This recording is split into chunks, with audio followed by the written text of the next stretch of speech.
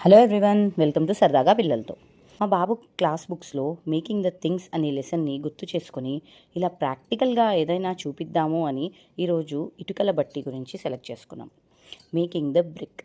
ఇక్కడ traditional brick ఫీల్డ్కి వచ్చాము, ఎర్ర ఇటుకల తయారీ స్థలానికి. ఎప్పుడైనా ఈ ఇటుకల బట్టి ఓపెన్ ఏరియాలో ఉంటుంది.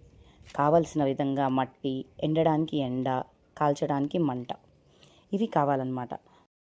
ముందుగా మట్టిని సిద్ధం చేయడం.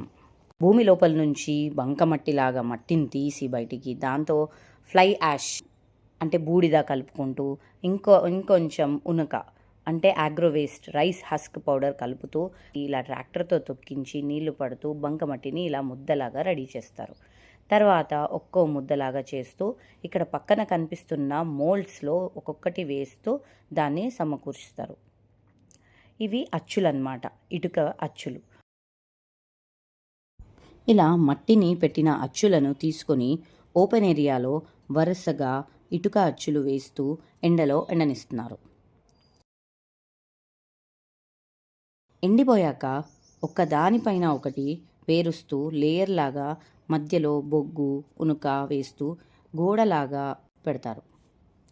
ఆ తర్వాత వాటి మధ్యలో మంట వేసి ఇటుకలను కాలుస్తారు. ఈ ప్రాసెస్ని బ్రిక్ కిల్న్ లేదా ఇటుకల బట్టి అంటారు. దానివల్ల ఎర్రగా ఇటుకలు తయారైపోతాయి. కష్టపడి చేసిన దృఢమైన ఇటుక దృఢంగా ఉండే గోడని చేస్తుంది.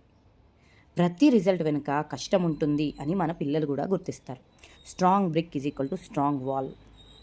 Thank you for watching.